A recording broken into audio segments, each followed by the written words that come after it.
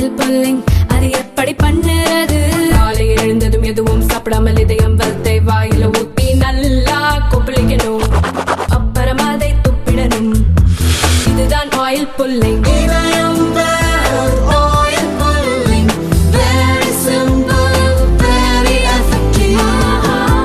Thank you very much, Deputy Chairman, sir. I thank, I guess, more than 90 speakers. The last count when I entered this house was 88. Now I think subsequently 4 or 5 more have been added. More than 90 speakers have participated in this debate.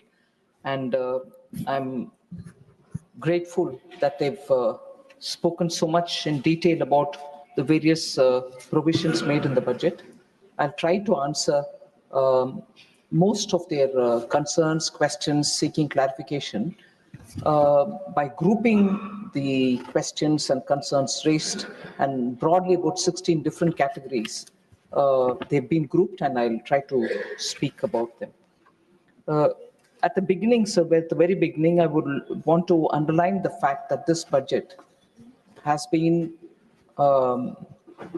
made during a very difficult time. The challenges, particularly the external challenges, are very, very severe, most of which are beyond even any projections or predictions. There are no models that you can build and understand how the trends will be, because they are very dynamic, they're changing by the day. So it's very difficult to reasonably plan up for a budget. But despite that, we have tried keeping the assessments as close as possible to what can develop, keeping India's interest topmost. So this immense uncertainty is still playing out, and many Indian imports, which are very critical for our economy to grow, are also going to be left with uncertainty. So we are trying to make sure that the budget somewhat at least foresees all these and is ready for such eventualities. But even as we say about these things, the budget has very clearly identified the difficulties which are before us, because all these years, possibly even decades, we've been talking about globalization. Now we are facing a situation of fragmentation of the world. Whilst the post-COVID time has made states to borrow, and not just Indian states, but countries to borrow to meet with the specific difficulties that they have to face, and also handhold people and at the same time give growth impetus, has led to a situation where countries are borrowing and rising debt is a problem. Whereas fiscal prudence has always been the matter which gets advocated. People tell that economies will have to be managed more fiscally prudent ways. So globalization versus fragmentation, which is a reality, fiscal prudence versus growing global debt, which is a reality, and everybody wants to have free market situation, but you have aggressive tariff barriers and non-tariff barriers. So you're facing a world where a lot of talk goes on about keep the markets free, but no one country wants to have free market when it comes to their interest. So with all this, the usual practice would be that you will approach multinational institutions to seek redressal or to seek handholding. Multilateral forums have also become today very diluted. They seem to be there, but not really exerting themselves, even with the given framework of things. So bilateral partnerships and regional forums are the ones which are really governing the situation. Principles with which the world has moved in terms of an economic order is all going through a major change. So the uncertainties can be defined in some terms, but you really can't predict what moves. In this situation, the first advanced estimates from the NSO has said that India's economy will grow by 6.4% in real terms and about 9.7% in nominal terms. So the budget this year, we have kept our goals in such a way that we are able to accelerate growth, secure inclusive development, invigorate private sector investments, uplift household sentiments, and also to directly or indirectly enhance spending power of the Indian rising middle class. In all this, we have seen that there are 4 groups of people that if you touch and serve, the impact will be across the country: Garib, youth, Annadata, and Nari. And therefore, every scheme that we have before us has something to bring in terms of benefits for these 4 large groups. Sir, I want to take a minute to put it before this august house that when we're talking about capital expenditure, because I've heard quite a few members speaking about how capital expenditure is probably coming down, the shift is now from moving away from capital expenditure to boosting consumption. I just want to highlight the thought about or the idea of effective capital expenditure. What it does include is core capital outlays in the union budget and also the grants and aid for creation of capital assets to the states. So, though the grants and aid for creation of capital assets is accounted as revenue expenditure in the books of the union government, yet they go to the states to create capital assets, and therefore they are also effectively, eventually, only capital expenditure. So in the budget in the financial year 25-26, which is before us, the effective capital expenditure is projected at 15.48 lakh crore as against 13.18 lakh crore in the RE of 24-25. So there is just no reduction in capital expenditure. But even more, if we take this together with what is done by the public enterprises, they are independent of the budget, they do their own, but they also account for the capital expenditure. If we were to take that also on board, if we take that public enterprises from their own resources, when they invest money for capital expenditure, they do it substantially. And so if I were to include that for the year 25-26, the capital outlay, which I would define as effective capital expenditure, is likely to be in the range of 19.80 lakh crores. So the concern expressed by some members, which I take up in detail a bit later, but right up front, saying, have sectors been denied money? Have some sectors received lesser than what they received last year? I just want to assure the House, in terms of the numbers that have been presented in the budget, I'll restate them.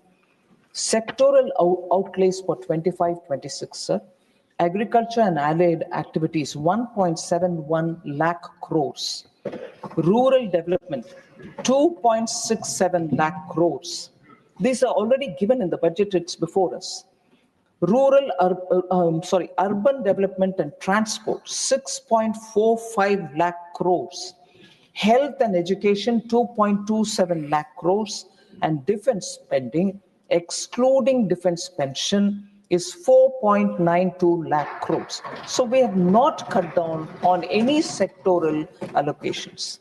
The total resources being transferred to the states in 25-26 is 25.01 lakh crores. Resources being transferred to the states, which shows an increase of 4.92 lakh crores over the actuals of 23-24. So the portion which has to go to the states are also not cut down. On the contrary, substantial increase has been made in them. So if I spoken specifically about capital expenditure and also sectoral allocations, I want to, because this is the upper house, very experienced members coming from various walks of life are here and who have been in governments are here. I want to highlight a feature of budget making in the last 4 years, 5 years, which speak for themselves. Just 2 examples for each of the years, sir, which is very important considering that members would be eager to know as to how public finance is being managed. Sir, I begin with a contrast, not so much for talking about whose period it was, is it my period, your period, but when crisis hit countries, And when crisis will have to be managed. And when managing crisis, you will have to adopt some methods. And post that, the revival. In that sense, I would like to just compare between the global financial crisis as opposed to the crisis of COVID-19, when India's government's attempt resulted that India became fragile 5, whereas after COVID, the attempt that has been made with targeted support to people who needed help has lifted India from the position where it was in fragile 5, post-COVID, from where it was to where we are today on the top 5 economies. So the measures that have been taken are not attributable to one budget itself. It has been sustained over several budgets since 2020. I want to highlight some features for it from each of them.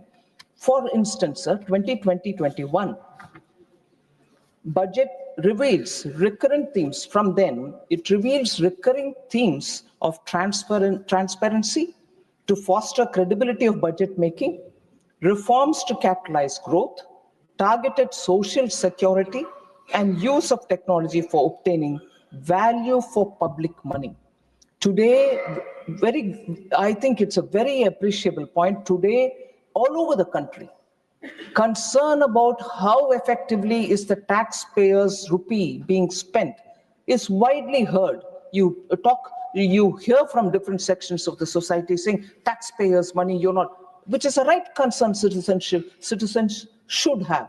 I just want to highlight that in 2020-2021 budget, sir, we brought in the element of transparency and strengthening cooperative federalism. How did we do it?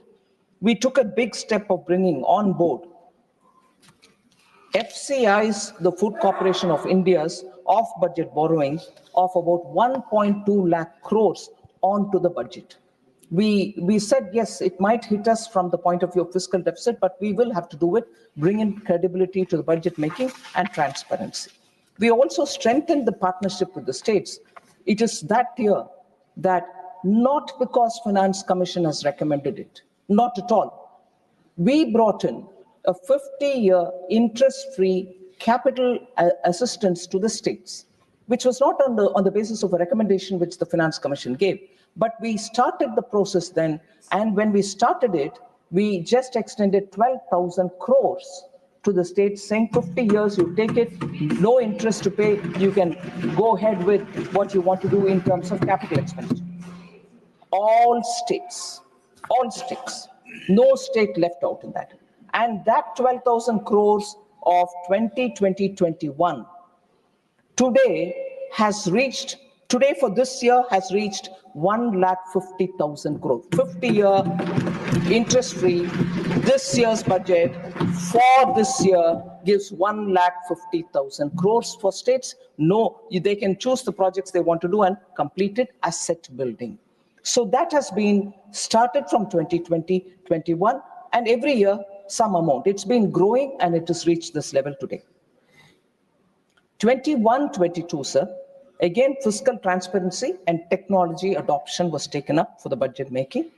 We regularized long pending outstanding dues. And this is very interesting, sir. And I'm sure the House will appreciate this point, that we regularized long pending outstanding dues amounting to over 81,000 crores payable to the states under devolution of central taxes for the period. So I was astonished when I started working on it, but I'm glad to say we resolved it. For the period, 81,000 crore for the period, beginning 96-97 until 2017-18, we had to do the calculations to make sure every state in this 81,000 crores, which has been pending over decades, is given that money back. We did that in 21-22. Because Honorable Prime Minister has been a chief minister of a state, he knows the difficulty of states, and he said, please sit and clear this up. I don't want this waiting. From 97, it has been waiting, clear it. We cleared 81,000 crores in the year 21-22. I'm very happy that we sorted that out with the consultations held with states as well. So similarly that year, sir, I told you the previous year, we took on board the Food Corporation of India's amounts which were outside of the budget. This year, after having given states their dues, which has been pending from 96-97, we took on board the off-budget borrowings of urban housing from the Ministry of Urban Development, 33,000 crores, which was outside of the budget, off-budget borrowing. We brought that back onto the budget, which means we've taken the responsibility to address this. And we also prepaid it. I would like to highlight the fact that clearing debt prior to its due time has also been methodically taken up in each one of our budget exercise. That was done in 21-22. And the third step, using technology so that states and center will be clear as to where the money lies, and using technology, they can see the flow of money and see where the treasury is receiving the money for which project, and therefore go ahead with state's contribution and build that. So the single nodal agency, which is for timely release of money and technology driven, so everybody knows where the money lies, was brought in 21-22, which has actually reformed. There are later instances where I'll explain about how that has helped us to see where money is lying idle, and therefore to that extent borrow less, pay interest less. So that has helped in fiscal management, sir. In 22-23, sir, debt consolidation was given a big priority. Strengthening states' liquidity position has been a big priority. I'll just give an example. Railway Minister is just sitting next to me. We've commenced complete financing of the capital outlays of railways and highways from the union budget. So this has lowered the cost of borrowing for railways itself for their projects. And as a result, today we are able to speedily fund their capital investments. We also advanced, and this will be very much in favor for the states, we advanced the devolution date. Every month tax is devolved to the states. For years it's been done on the 20th of the month. We said, why should it go till the middle of the month? Why can't it be paid earlier? So we moved the date from 20th of the month to 10th of the month itself, so that states can get it earlier. That was done so that the cash position in the states can be improved. Sir, we also did one more for the budget. Every year you have your budget estimates given during the budget presentation, and the middle of the year suddenly one program loses enough money. They say we need more, so will you raise it in the supplementary demands for grants? Very well. There was a practice all the while to have 3 times supplementary demands. So it had 2 implications. One, your estimates were going for a toss, or your estimate itself was not based on the data which you get from the ground, and therefore we wanted to streamline that. And from that year, 22-23, we have brought in a fairly clear system of there will be supplementary demand, but only twice in a year, so that you are able to bring in a BE which is far more realistic rather than go along the year and keep adding for supplementary demands. So we have brought in that kind of a discipline for ourselves, much more than for anybody, and that is paying adequate rewards. Last, sir, last but one, 23-24, sir, we made sure the taxpayers get a relief. So the new tax regime was brought in, and we made it as the default regime, so that unless a person wants exemption, he will be part of the new tax regime. But if he states that he wants to be in the old, he can still be in the old if he thinks he's better off in that. So we brought that in, and we also raised the tax limit, meaning up to certain income that you don't pay tax at all, to 7 lakhs in that year. And using marginal benefit, meaning marginal relief being given to the taxpayer, up to 7.27 lakh, an individual doesn't need to pay tax, was brought in 23-24, which of course this year we have gone up to the level of 12 lakhs. So 23-24 also saw a special scheme for women, Mahila Samman Bachat Patra. We brought it in 23-24 with very high interest for them, so that they benefit out of that money. We also doubled deposit limits in senior citizen savings schemes and monthly income scheme. So that way, we were continuously bringing changes. And if I come to the current budget, sir, you see the trend continuing, new service and new instrument of service. That is in 24-25, I'm sorry, last budget, the July budget.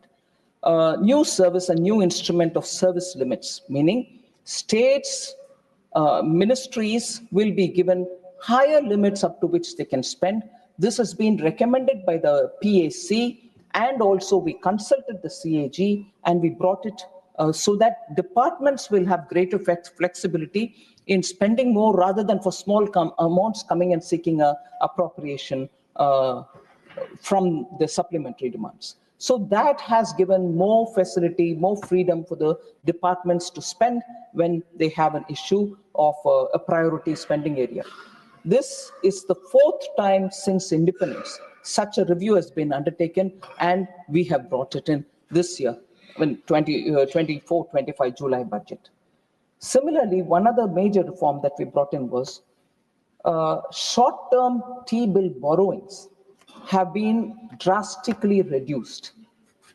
This has contributed for greater liquidity in the markets, in the financial system, so that private borrowers don't suffer.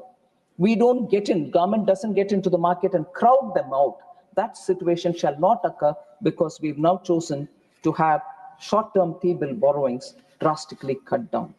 We also did a buyback of G6 for about 88,000 crores. This one single step, sir, has resulted in interest saving of about 5,000 crores apart from infusing liquidity in the system. So other than what we do through the schemes, other than what we give through devolution, for managing the taxpayers' rupee far more efficiently, these are the steps that we've taken, and repeatedly proving to the taxpayer that paying the tax truly is going for nation building. So we have also, in the July budget, shown very clearly that we will have a debt consolidation pathway, and that pathway will enable our government debt to be brought down closer to 50% of GDP, of the 50% of our GDP, from nearly 58% where it is now, 50% plus minus 1% by 31st March 2031. That has been explained in the documents which have been given to the budget document last July budget. So again, if that is the trend through the budget making and the effective use of taxpayers' money, questions were raised if the fiscal consolidation has been at the cost of spending. I think in the brief opening remarks itself, I explained how there has not been any reduction in the money being given to the social sector. It actually balances available money wherever it is available effectively, and that is not cut down.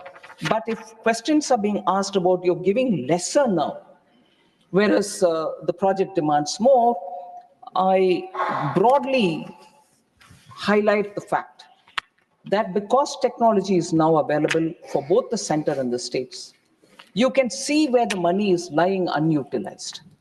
And if that money is utilized, bills are raised, immediately we shall fund the money to the states. Now, whether it is lying in your treasury, whether it is lying in the SNA account, which is for a particular scheme, money is lying, sir. And big amounts are lying in various big schemes across states. I'm not pointing out for one state or another state or the third state. But if money is lying there, it is a money given and many times borrowed money. If it is lying there, am I expected to borrow more money and put it in there and keep paying the interest? Or is it better that you use the money and post that I can borrow timely and give it to you? Or if I have the comfort of my revenue, I can even give it. But that which is lying unutilized today is available for the governments, wherever they are, state or the center, to see and to use it much before demands are made for additional resources. I wouldn't get into reading how much is lying where. It is part of the budget set of documents. You can see it in the budget document which is available, and it is in the annexure statement 4AA. So any honorable member can see where which scheme money is lying within their state and use it far more effectively. And that would only make efficiency far more for the taxpayers' money. So, I've already said about the money which is going to the schemes, so I wouldn't take more of the house's time. About growth challenges, I understand two honorable members have spoken. I think it was Sulata Dev from BJD and also Honorable Member Kapil Sibal. So it is a matter of fact, as I said earlier, that there are challenges. There's no doubt about the challenges that not just India, every country is facing. For India in particular, to explain why the Q4 growth was low and why we think it is manageable in the forthcoming quarters is because of the adverse weather conditions which prevailed during the year, excess rainfall in some states, drought in some others, and also the model code of conduct because of the Lok Sabha elections. Most departments could not spend their money in time. As a result, the multiplier was not as much as you would calculate when you spend on your capital expenditure.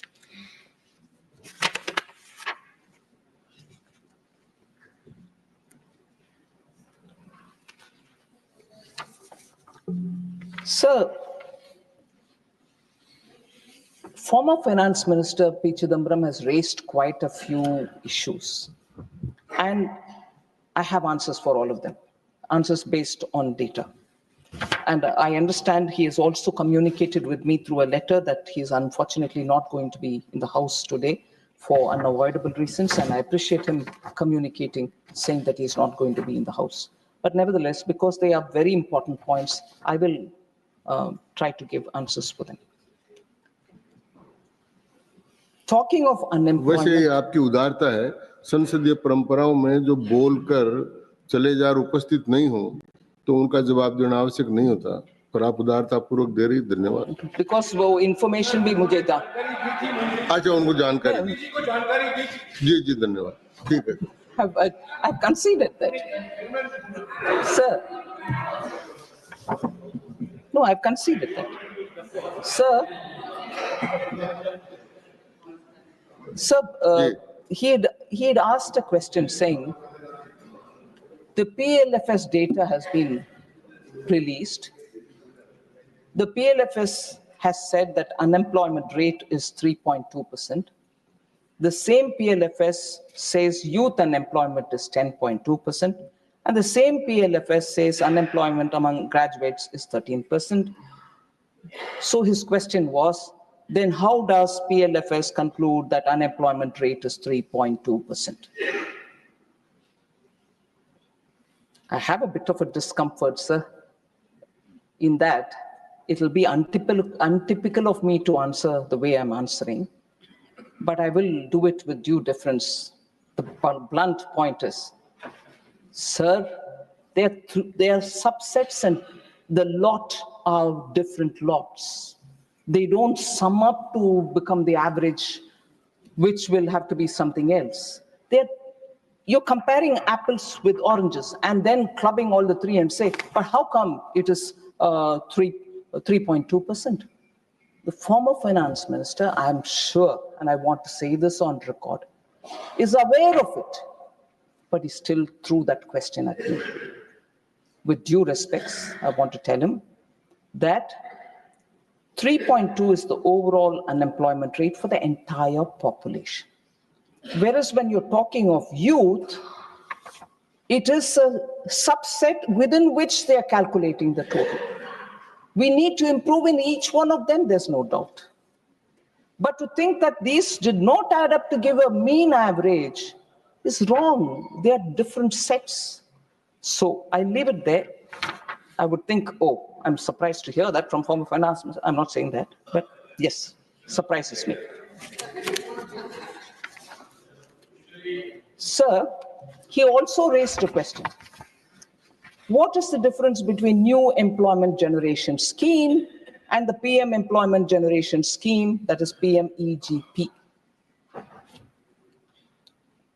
Again, they are definitely different. Why are they different, sir? The new employment generation scheme, which was announced in the July budget, had 3 different schemes within it. One which will take care of first-time job seekers, for whom there is a particular schemes, the particular provision which is given, the first-time job seeker will be given this much if his moment taken in, and so on.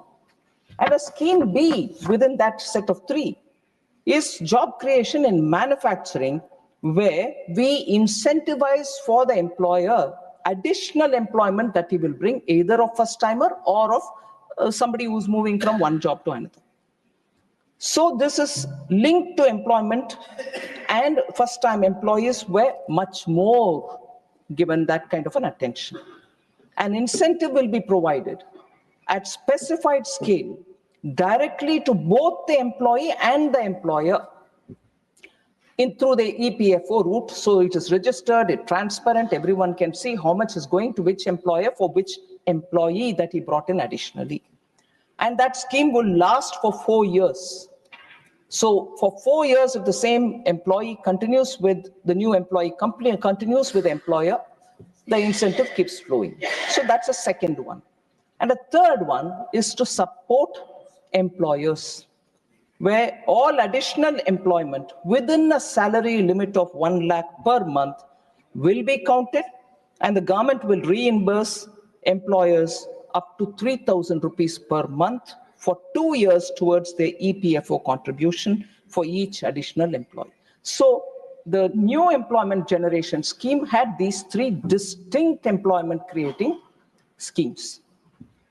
Whereas PM Employment Generation Program, PMEGP, is one of the flagship programs of the Ministry of Small and Medium Enterprises, MSME.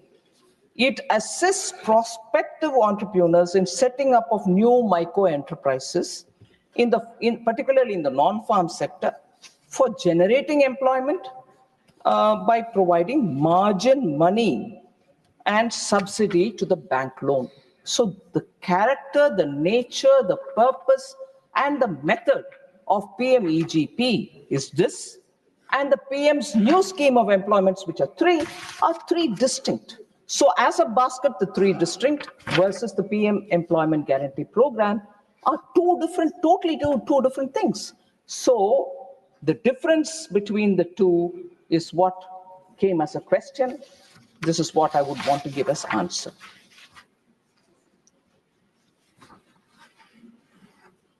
So there was also this question about high inflation, food inflation, asked by several members, former finance minister, and several other members who joined in as well. So as per the data released yesterday, the CPI inflation for January 25 fell to 4.31% from 5.22%. This is now closer to the lower end of RBI's inflation target, which is in the range of 4%. So the steep correction, particularly in tomato, onion, and potato prices, actually these 3 are key components in the CPI food basket. And additionally, decline in pulses inflation supported by tariff-free imports. For the pulses that we don't produce adequately for our consumption, we import, but we made a conscious policy of removing the tariff when the import comes in so that we don't add to the price of the landed pulses. So as per the RBI's report on 7th February, sir, CPI inflation for 25-26 is projected to be lower at 4.2% only. So food inflation, which gets triggered when you have an adverse weather condition, and supply chain disruptions are being managed by a group of ministers who are ensuring that timely import happens if there is a shortfall in the supply. So as a result, I think with the first advanced estimates on agricultural production, 24-25 being what it is, Kharif food grain production is expected to be at 5.7%. So the production of rice and tur dal is expected to increase by 5.9% and 2.5% respectively compared to 23-24. So the prices of food will be well under the inflation radar is the kind of advanced estimates which we are getting. But despite that, the group of ministers will be cleanly monitoring. So what did this budget do? The current budget, which is waiting for clearance. In 100 districts where agricultural productivity is really low, we have come up with a scheme called PM Dhan Dhanya Krishi Yojana, so that agri activities are given impetus, productivity is increased, so that more produce come into the market. Many other things are also added in it. Atmanirbharta for pulses, so that we grow as much and more of pulses, of all variety of pulses that we consume in this country. Then comprehensive program for vegetables and fruits, so that supply remains abundant. And a national mission for high-yielding seeds are also brought in, so that production of high-yielding seeds will result in greater agricultural produce in the market. So I have expanded and explained about how governments attempt to get subsidized dal, subsidized rice, subsidized atta come into the market in the name of Bharat Chana Dal, Bharat Atta.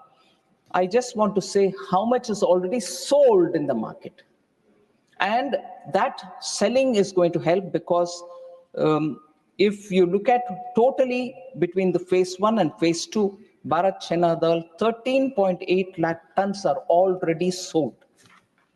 Bharat Atta, 16.0 lakh tons are already sold. Rice, 15.3 lakh tons are already sold. So with Chana whole, moong, dal, and so on. So it is clear that government's attempt to remove the stress of price rise is actually being received in the ground. The efforts will continue.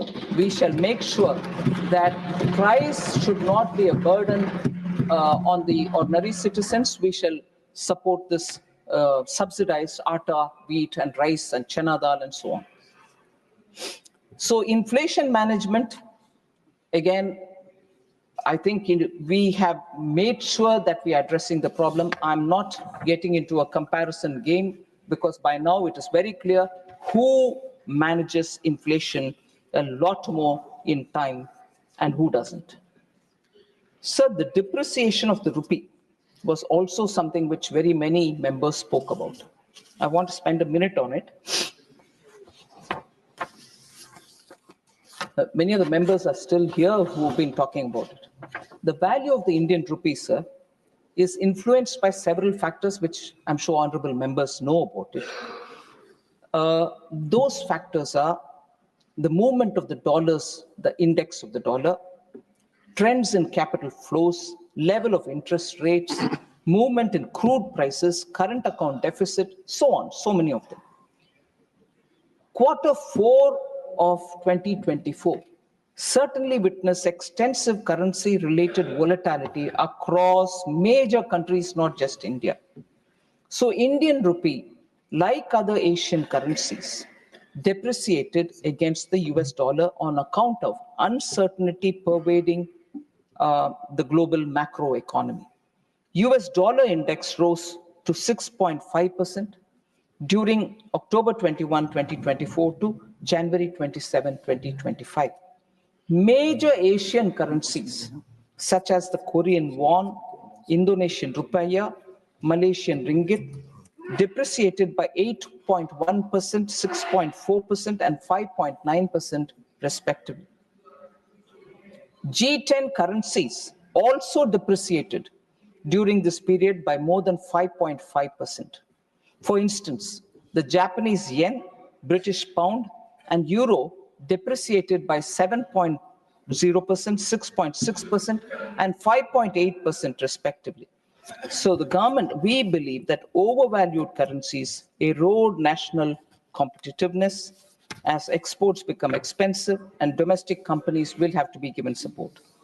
So I would like to allay the concerns or apprehensions of the honorable members on account of INR fluctuation. The government and RBI will continue to exercise necessary vigilance. So RBI's efforts in making sure the Indian rupee is stabilized are several. I wouldn't want to take the House's time on it, but these are details which I lay on the table. Any honorable members who want to see it can go into the details of how RBI is constantly keeping a watch on the volatility of Indian rupee.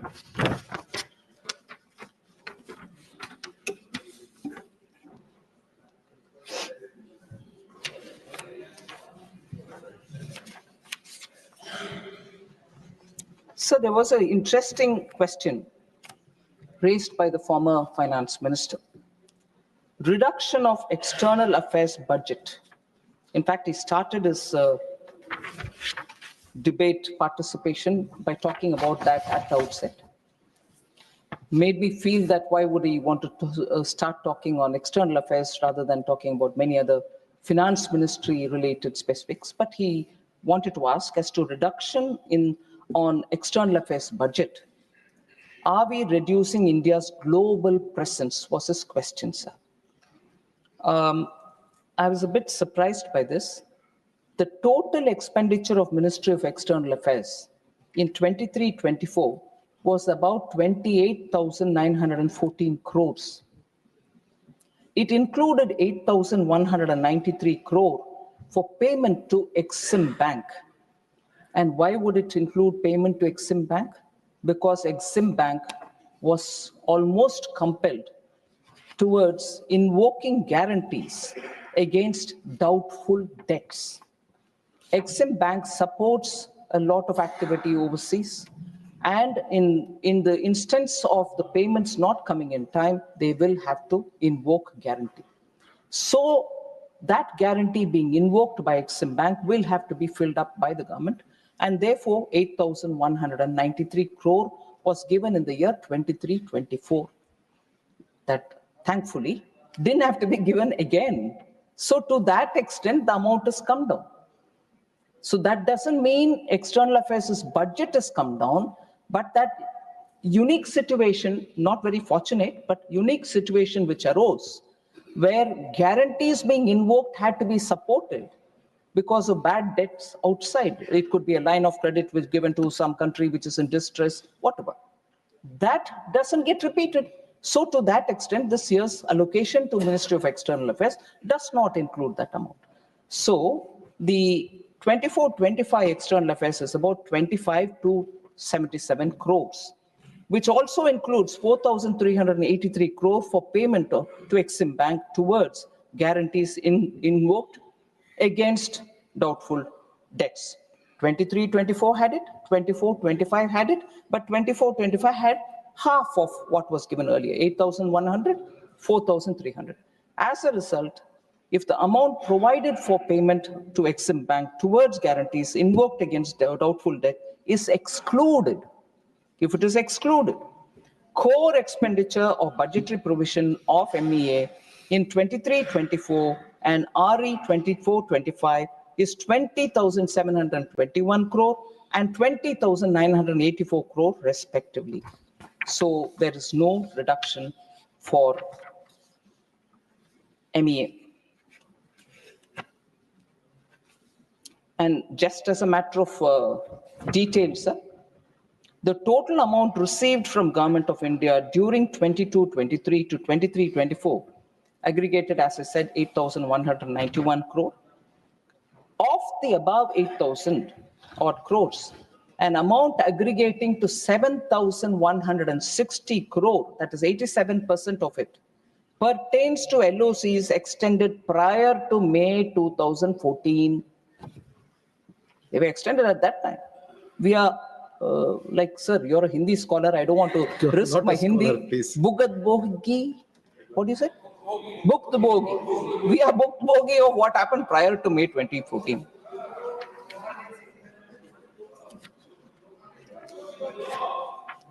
Sir, Also one question which was raised by many other members was about food subsidy.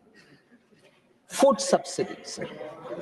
Provision made under food subsidy 25-26 is realistic and it factors reduced costs on account of the gains accruing from equity infusion made by Government of India for Food Corporation of India. 11,000 crores was infused into FCI in 23-24. As a result, the provision reflects that and rationalizes to that extent.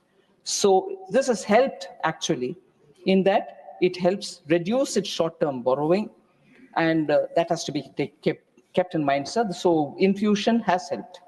Fertilizer subsidies, sir, 2024-25, 1.64 lakh crores was given. It has been increased to 1.68 lakh crore for 25-26. So no, we have not reduced. And let us also recall that in the Purvanchal area, sir, 3 urea factories which were lying idle have been revived because of Purvanchal, Purvodaya, which is a big point which Honorable Prime Minister believes in and wants to revive the eastern region. And 3 of them are all in the eastern region. Now to add further, this budget has restored Namrup in Assam so that 12.7 lakh metric tons of urea can be produced, and that can also add to our fertilizer or urea availability and a reduction in the imports. So these are steps taken one by one with a conscious attempt to make sure the eastern region can grow and grow well. So I'm not sure if facts of these questions which have been raised by many members have not been answered earlier. Maybe they were answered earlier. But I'd like to just highlight some of the issues where is it a Bihar bonanza budget? Is it a budget only for one state? Does it mean that no other state gets anything? It's repeatedly been asked, and I've been answering this. So I just want to highlight, and also the question that you've not consulted the states before getting this budget. Not true at all, sir. Every year before the budget is made, all finance ministers from states spend a whole day talking about what are the states' priorities. We listen to them patiently and also include them in our budget making process. And I already expanded on the point that 1.5 lakh crore is the amount that we have now made provision for capital assets for states. So regional imbalances and infrastructure gap, PM Gati Shakti actually tells you where the gap is for which infrastructure program, and therefore we are able to fund them better. And regional imbalances are also being addressed. I already said 25.01 lakh crores is what is being projected to be given in the year 25-26.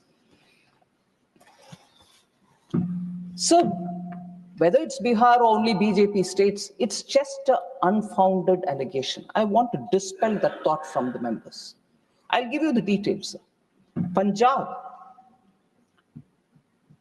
Shri Nitin Gadkari ji has informed the Rajya Sabha in December itself that 38 national highway projects were sanctioned in the last 3 years for Punjab, and for the development of 825 kilometers of roads amounting to 22,160 crore only for Punjab. Telangana, sir. Kakatiya Mega Textile Park in Warangal, announced as PM Mitra Mega Textiles Park. In August 2024, Union Cabinet approved industrial node in Zahirabad under the National Industrial Corridor Development Program. These are 2 major big ticket items being done for Telangana. Please, please. But The Jharkhand, no, sir. please, no. In Jharkhand. No. Please, not going on record. Renka ji, baith jaye, not going on record. Please, not permitted. Please, no. So let me hear it, sir. Please, please, take it. Honorable Finance Minister, please speak. Please. Please. बीच में बिना chair की अनुमति के ना बोले, please no please. So what is it, sir? So what is that question, sir? I'm quite willing to answer. What is that question, sir? So let me hear it, sir.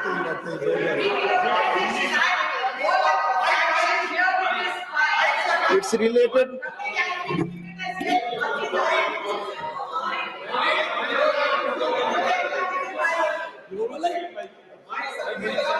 It's related Reorganization Act compensation.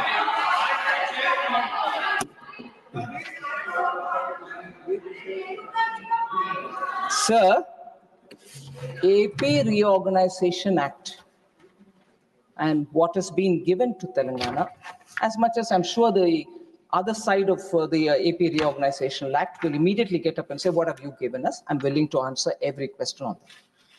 AP Reorganization Act, as to what has been given in particular for Telangana, I'm willing to spend a few minutes on it, as much as I would probably now or a bit later mention, and probably I will say this one line at the beginning, whether it is this party or that party, doesn't matter. I'm talking on behalf of the state Telangana, people Telangana, as much as all of us want to talk.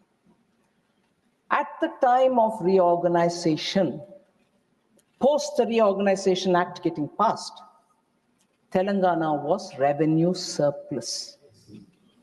Today, it is, I'm sorry to say, I'm not picking on any one state. Every state has its issues.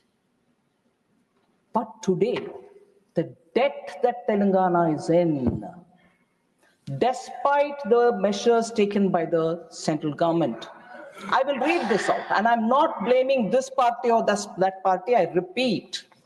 But AP Reorganization Act, and to that extent, Telangana, what it should get.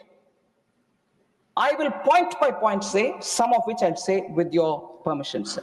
I mentioned about Kakatiya Mega Textile Park, Zahirabad as a corridor nodal point, then Samakka Saraka Central Tribal University, part of the Reorganization Act.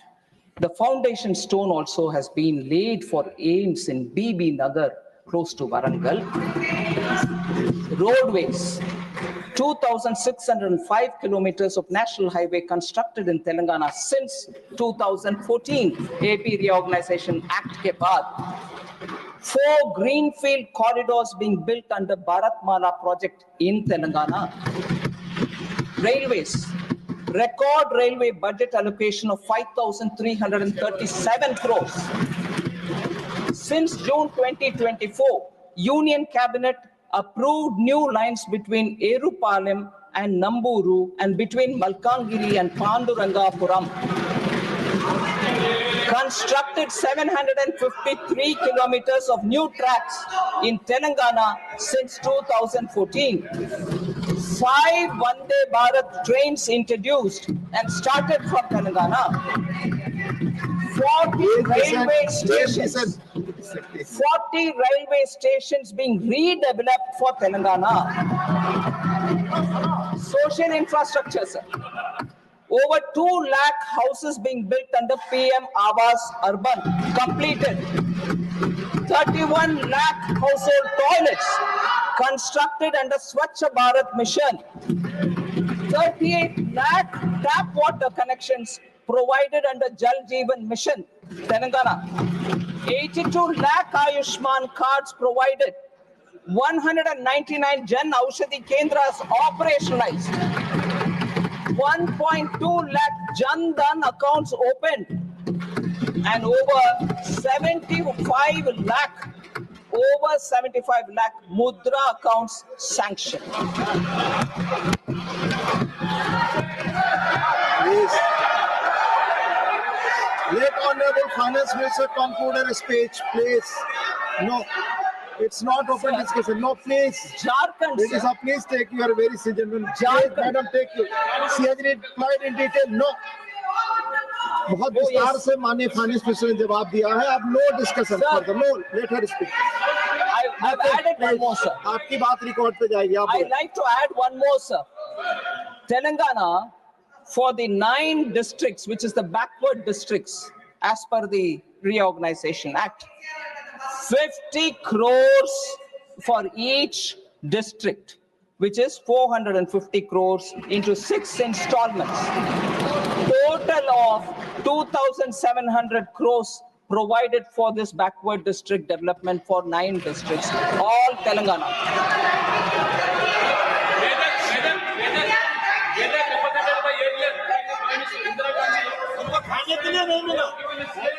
Please, please. Please. Let Honorable Finance Minister continue, please. Sir, Dr. Lakshman from Telangana is right in saying that. I forgot it. Srimati Indira Gandhi had contested from Medak district, Medak constituency. All right, sir. She won from Medak, represented that constituency. But who has given the first railway station for Medak? Prime Minister Modi.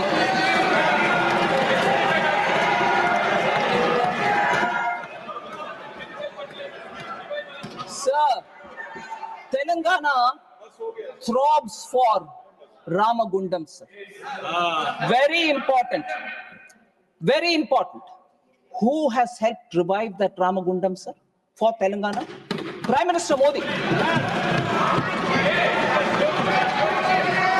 So, the capacity of Ramagundam, sir, after the revival is 12.7 lakh metric tons. Also for the record. So, no state. Please take your CHP pride and detail. I'm not allowed you, madam. You're a very senior man. Please take your seat. No. आप सभी बैठिए. Sir, no state has been ignored under Prime Minister Modi. Please, you all sit. No point getting angry, sir. Yes. A point raised, point answered. Yes. You want Please more? continue. Please. Sir, Sir, the point is, Please take your seat. Renuka ji, please take your seat. Renuka ji, please. आपस में बात नहीं, please. Please. Renuka ji, please. Sir. Dr. Lakshman, please. Sir, kindly. Sir, actually, I kept reading only some of the main things. Yes. But more for the sentiment of Telangana, sir. More for the sentiment of Telangana, sir. Just as Ramagundam, just as Sammaka, Saraka. These are very big sentimental and right points for Telangana. One other right point for Telangana, sir, I missed out on saying, I seek your indulgence. Turmeric which is produced in Telangana is one of the classiest turmeric. One of the very good quality turmeric and produced in Telangana. Who gave the turmeric board? Located in Nizamabad, Prime Minister Modi, sir. With due respect to the honorable member who is feeling so charged about Telangana, we are here also equally charged for Telangana, but we show it in action and not by just raising the questions. So, for every question that is asked, sir, because it's an emotional issue, we are also responding by action rather than keep raising the issue. We are showing action. So, Jharkhand, in October 2023, the Union Cabinet sanctioned the North Koil Reservoir project at a revised cost estimate of 2,430.76 crore. And that is for Jharkhand. So this budget is not for Bihar. This budget is not only for BJP states. Every state is getting their right due. There is nothing that I'm saying, oh, we are giving. No, states deserve to get it. They will get it. They are getting.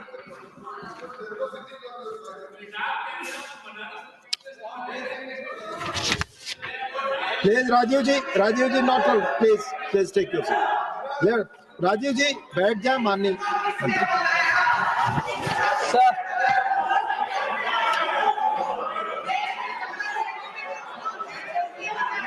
Please. माननीय रेणुका जी अपनी seat पर बैठे हैं, आपस में बात नहीं। कोई बात आप सबकी रिकॉर्ड पे नहीं जा रही है। माननीय Renuka ji please take your seat, please take your seat.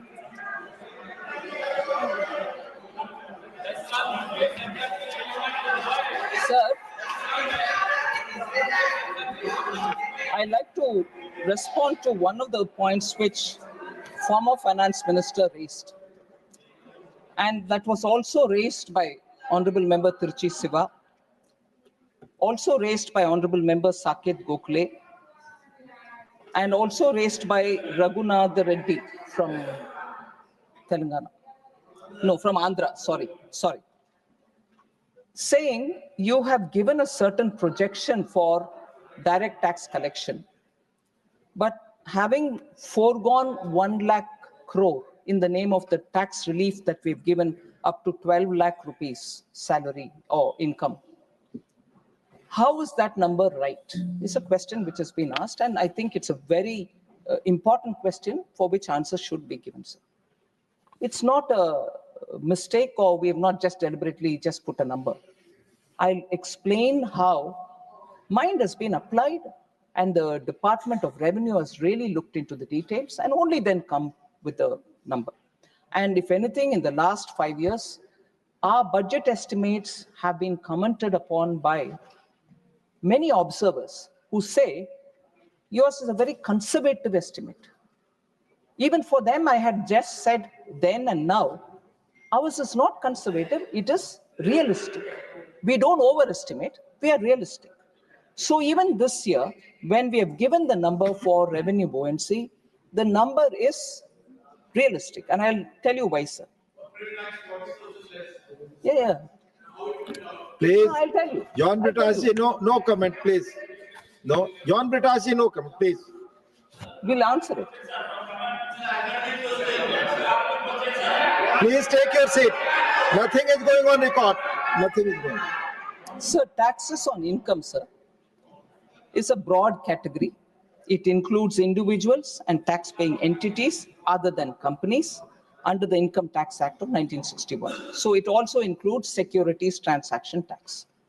But in the BE 2526, taxes on income, if you exclude security transaction tax, is estimated to at 13.60 lakh crore. This represents a growth of 13.1% over 24-25 RE, which implies a buoyancy of 1.30. Sir, if you were to look at the buoyancy, this buoyancy is lower than the average buoyancy of 1.74, which is obtained in the last 5 years, which ends in 23-24. If I were to take the 5 years ending 23-24, the buoyancy was 1.74. What we are now saying for this year is 13.1. Sorry, 1.30. And if I were to look at not 5 years past, but only 3 years past, the buoyancy was 1.94. So 3 years average 1.94, 5 years average 1.74, but what we're giving now is only 1.30. So there is no way in which we have done any calculation error. And therefore, even as I explained this, sir,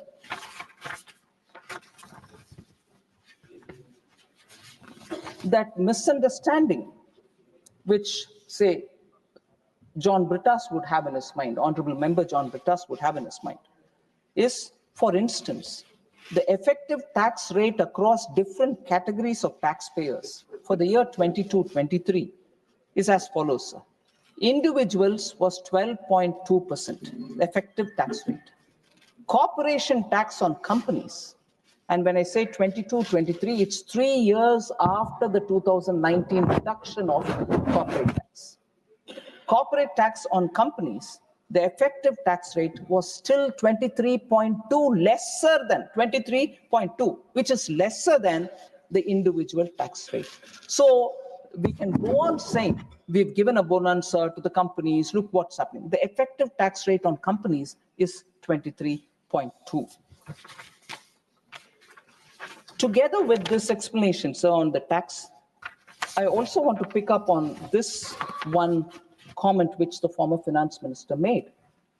He said how the net tax to center can grow by 11.1% when government has given 1 lakh crore of tax concession, the same point which was mentioned in a different way.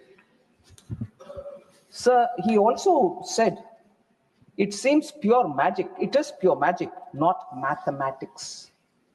I'm sorry, it is pure mathematics. It is pure mathematics that we have done what we have done, and I'll say why we have done that. The net tax revenue of the center is derived after deducting tax devolution to states from the gross tax revenue. The gross tax revenue for the year 25-26, the budget estimate, is estimated to grow by 10.8%. So the tax devolution to states in the RE of 24-25, the year in which we are still on, includes an additional tax devolution from the union government to the states, which is one-time tax devolution of 12,764 crores on account of prior period adjustments which are required to be done.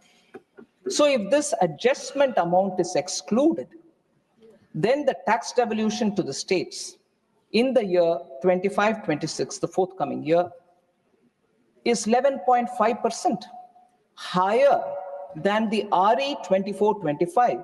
So what will be the net tax to center, sir? Meaning what will be that amount which center will be retaining for itself, sir, is only 10.4%. So the estimation is both net to center is both realistic and also it factors the interests of our states.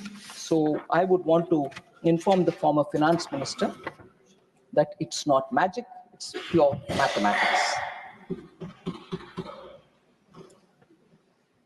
I've explained about these buoyancies, sir. There was this question about tax cuts benefit not only the middle class, but also the rich. Again, former finance minister said, oh, you have not just done for middle class, it's going to benefit even the rich. And that is a point on which Honorable Member John Brittas will also be keen to know, have I favored the rich? Please. Please. You have already raised your points.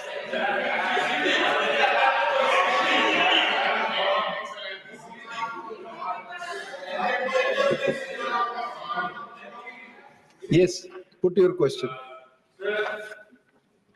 She projected an amount on corporate tax. She got 40,000 crores less. But whereas she's projecting 14.8% growth in personal income tax, despite giving a giveaway of 1 lakh crore. That was the question which was raised. Even then, now, for 25-26, her growth rate in corporate and GST is hardly 10%. How is it? That was the question. Thank you. I thought I've answered one part of his question, sir, and I'll further answer through this response on the point that former finance minister raised. He said, therefore, your claim that you're only benefiting the middle class is not really completely correct, because it's the measures that you've taken is going to benefit the rich also. I'm sorry, he's wrong. Tax rates for different bands of income has also been reduced, which is a truth. But what does it benefit, and by how much does it benefit the middle class as opposed to by how much does it benefit the higher income groups? I'll just give you a figure, sir. We are all aware that in this budget, we've said up to 12 lakh rupees nil tax, which is 100% relief for those earning 12 lakhs or less, sir. 100%. Please, no. No. No. Then I'll give No, you no the number. intervention, So, please, Vice middle Secretary. class, so up to 12 lakh, okay? Which was already mentioned, but I'll tell you later. 24 lakhs.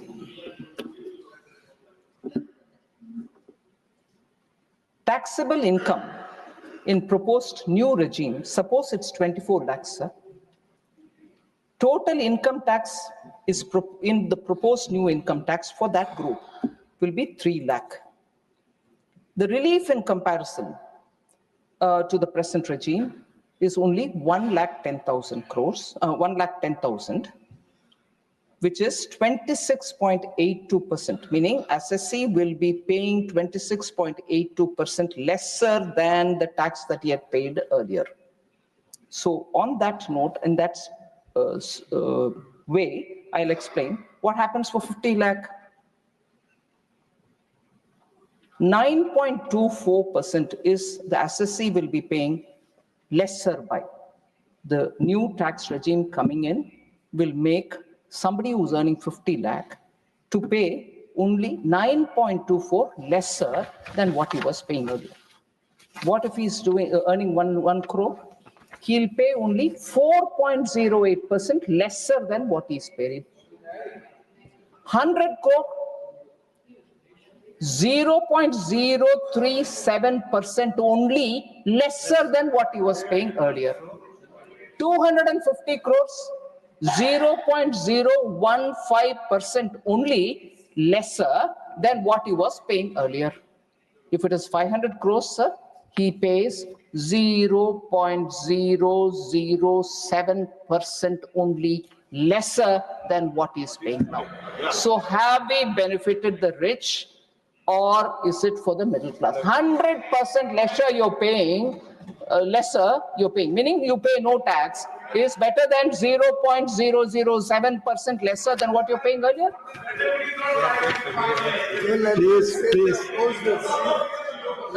That's a good question. Sir, as I'm responding, and I'm not skirting any issue, the question which is coming in the mind of Honorable MP Minister is the way in which questions are being asked on this. He's right, makes us feel that they probably are against this tax benefit which are being given to the middle class. I think they should say it, that they're opposed to this.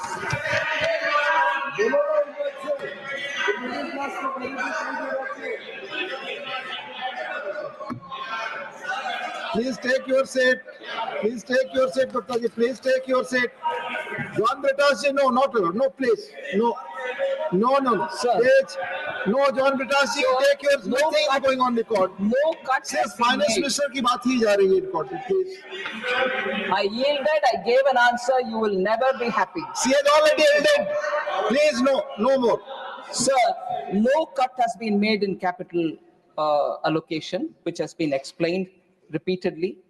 But I was again surprised to hear from the former finance minister saying fiscal deficit has been achieved by cutting capital expenditure.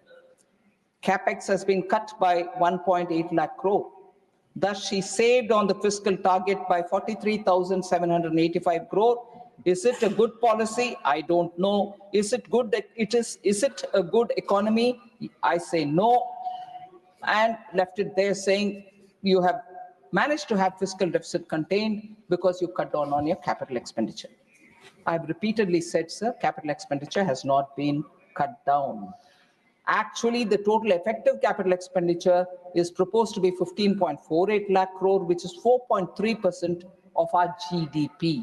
So the 11.11 lakh crore of the vote on account budget and July budget is now gone up to 11.21 lakh crore, which is 3.1% of our GDP for capital expenditure. So where have I cut down? I haven't. Sir, it's a good augury that the former finance minister has really appreciated and realized the importance of the capital expenditure. And so, at least I'm glad that he realizes that capital expenditure has greater multiplier and it is good for the economy. It is necessary to undertake it. And his concern that are we cutting down is well appreciated. And I want to assure, no, we are not cutting down. But that concern may be well worth for him to counsel some of his own party-ruled states, whether it is Karnataka, whether it is Telangana. Spend on capital expenditure, please. Tell them also. Tell them also. But their capital expenditure monies are coming down. Congress-ruled states are no longer spending their own money on capital expenditure. We are giving, we will continue to give. So, former finance minister, may I request him, in his absence, that he should counsel Congress-ruled states to also spend on capital expenditure. Sir, I don't want to get into data to say during UPA this what happened, but one data is very important, sir. Under the UPA, capital expenditure as percent of total expenditure, excluding interest payments, became half, meaning it was halved by 31%, from 31% in 2004 when Atal Bihari Vajpayee ji left. 31% it was.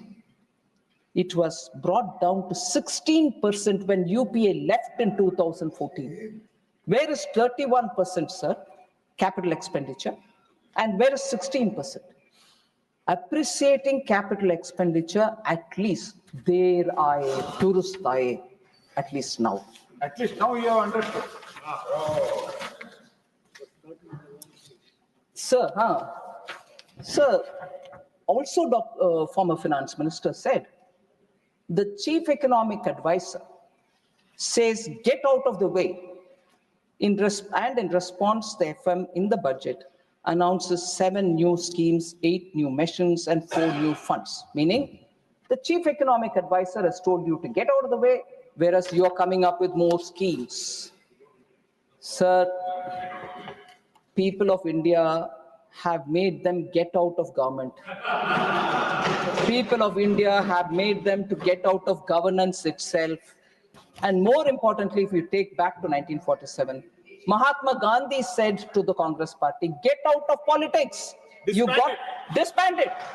Get out is for them, sir. They should disband the party. Gandhi said, please, you don't need to be in politics. Get out of politics. But no, they're still lingering in India's political domain.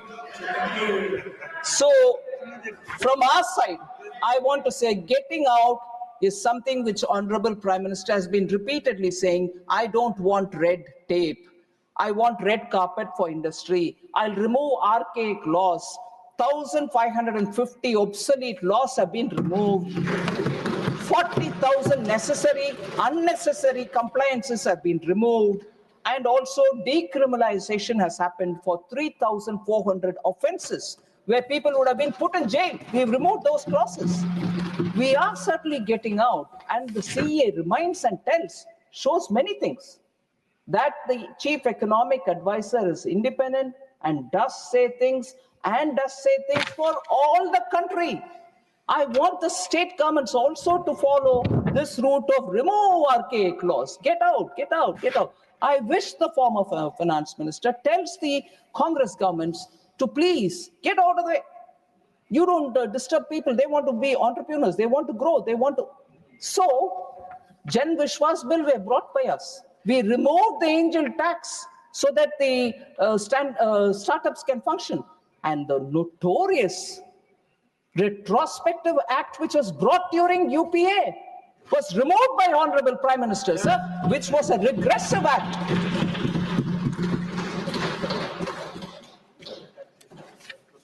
Yes.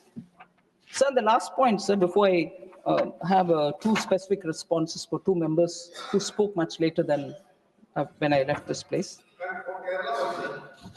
Sir,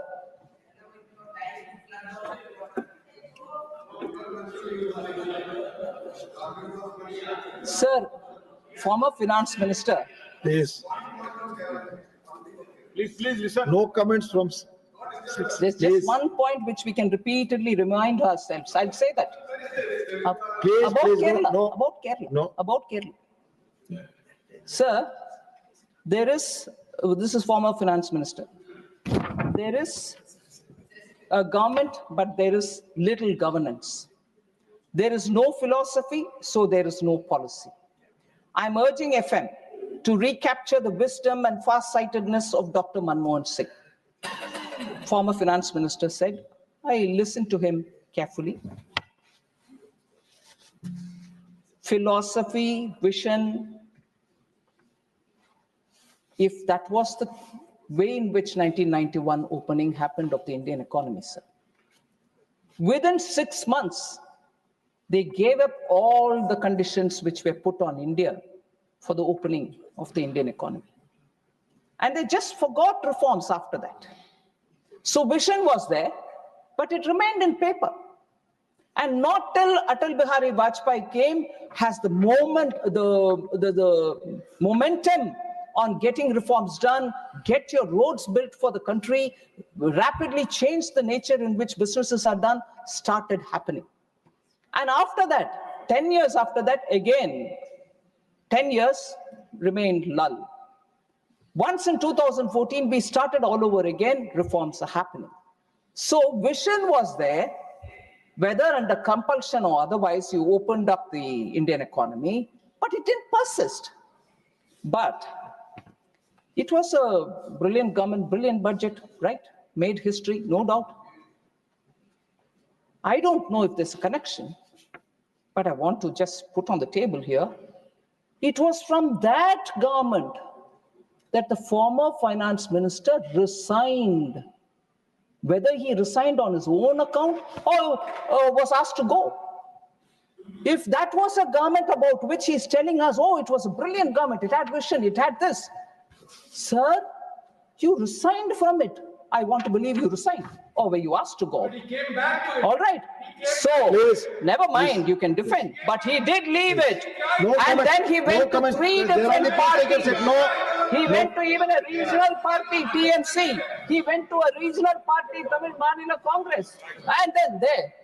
So, such a great government about which I'm being told, oh, you should remember it had vision. Arey, you couldn't have left that visionary government then. You left, sir. You left. Sir, two things, sir. Two things. I'll come to Kerala, certainly.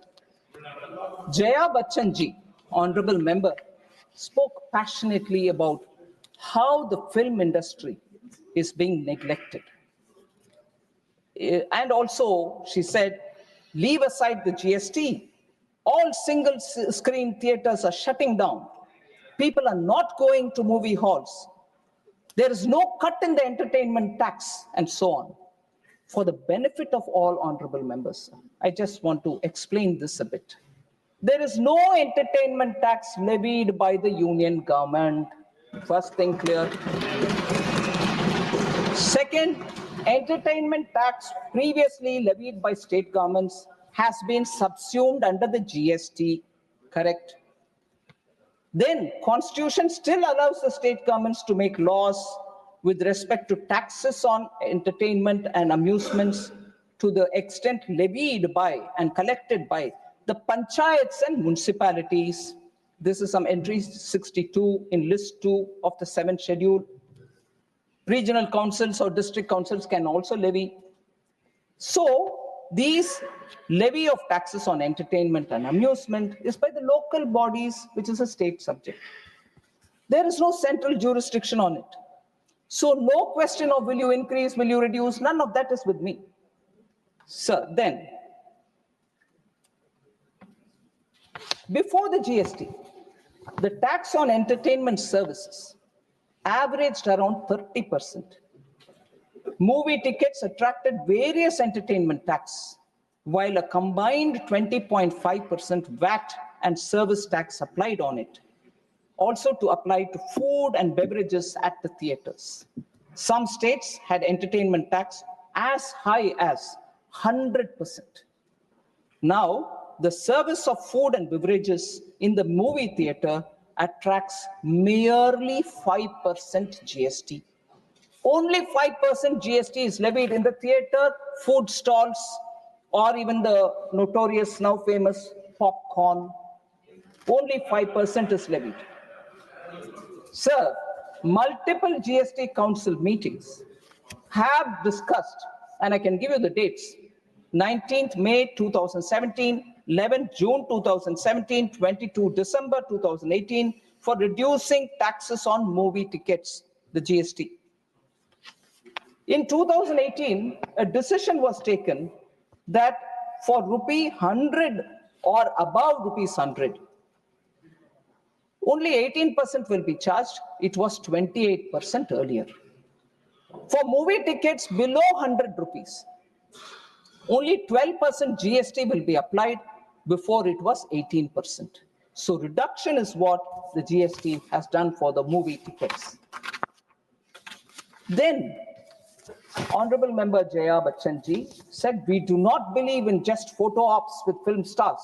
We work for the development of entire media and entertainment sector, which includes, she said some things.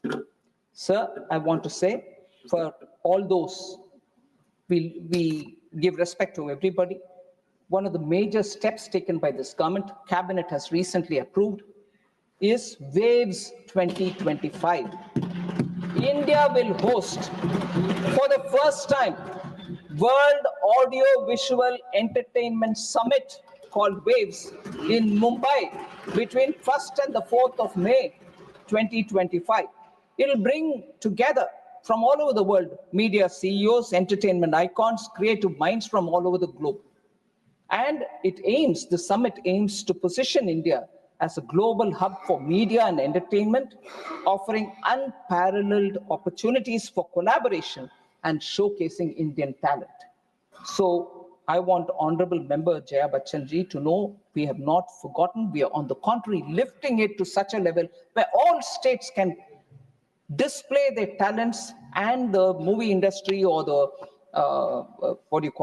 the audio-visual capacities that they have can also be displayed. So September 2024, Cabinet also approved establishment of the National Center for Excellence for Animation, Visual Effects, Gaming, Comics, and Extended Reality. That's also been already cleared by the Cabinet. Government has facilitated the signing of co-production treaties of India with 15 different countries so that co-producing of films will be possible. And for facilitating shooting in India of films, a single window clearance mechanism has also been created with the Film Facilitation Office. So we have not forgotten the film industry. Also, PM Modi has in his Man Ki Baat also spoken about the 100th birth anniversary of several iconic figures. In the last Man Ki Baat, he spoke about 4 cinematic legends, Raj Kapoor, Mohammad Rafi, Akineni Nageshwara Rao, and Tapan Sinha, have all been remembered for their birth anniversaries and so on.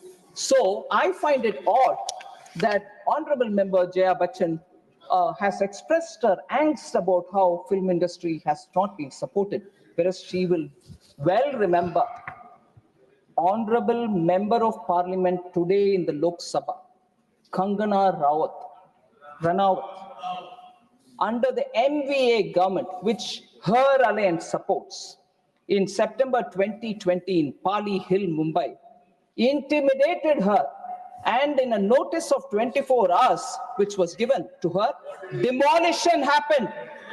And till the Bombay High Court interfered, the demolition was happening. Honorable Member Jaya Bachchan should be talking to her alliance parties about how film industry is being ignored, how they are being put to suffering. And of course, I don't need to go back to talking about how Hridayanath Mangeshkar, Lata Mangeshkar's brother, could not even work in All India Radio. He was fired out because he was composing and singing not to please the Congress party. And also, Majroor Sultanpuri was jailed in 1949. And Dev Anand was threatened for not supporting the emergency. And Kishore Kumar was also pulled off the air. So about film industry, about film. Yes, Please, I'll come. please take your seat. Please. So honorable. No, member nothing is passionately going. Please, talking about. please, I'll come, sir, Kerala. please, I will please. come to Kerala. Hold on. Sir, Please. Jayaji also was very No, worried. no. Let her speak. Jayaji was also worried about film industry. Please. Please. For the lines written by Major Please. Yeah, Please take your seat. I will say. Now, if you go on moving the mic, Please, no, keep on please moving take the your seat. mic myself also. No, You please. wanted on Kerala, I'll come Please. back to Kerala. Now you want something else. You can't just go on throwing the gauntlet like that to me. I will take each one of them and answer you. So, sorry, sir. Sir, no good. Everything is so expensive. Was a worry. Honorable member Jaya Bachchan's worry. I want to say, sir, no poor Jaya. All of you are poor, I am also poor. But the questions are asked will have to be answered, right? Yeah, but so much was said. So much was said. So, sir, when the government is doing so much, I need to take time to answer. Or do you want me to just nominally mention one thing and go away?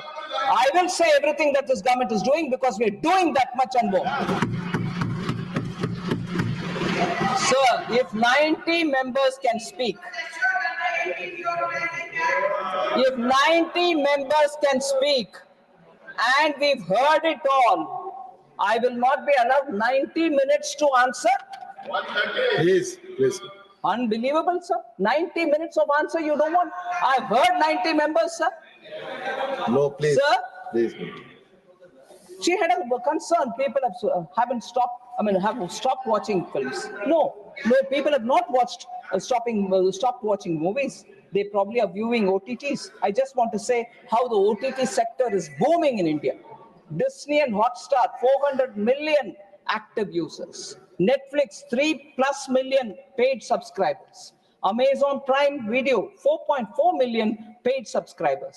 According to a FICCI EY report, sir, OTT market will hit 12.5 billion billion US dollars by 2030, and already 448 million OTT viewers in India, which is second only to China. That is the growth that India in regional languages and in Hindi is having in the OTT sector. So film industry will not have a issue, sir, and the government is quite seized of the kind of sir. And I just want to, one broad reference to, because Honorable Member Raghav Chadda is seated here, I got to know he's a chartered accountant. Sorry, I didn't know earlier, I must confess. But he said, probably I've forgotten, pardon for that. Please, John Britasik. Because repeatedly, I don't see the strength of a chartered accountant coming in your in your interventions. So it makes me question, am I really right in thinking you're a chartered accountant? Sir, I want to say, marginal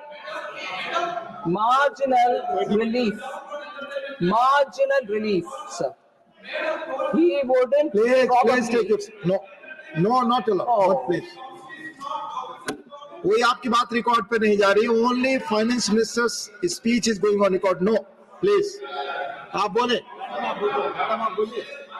माननीय Honorable Finance Minister, please. Please listen and go to your finance minister in Kerala and ask this question about GST.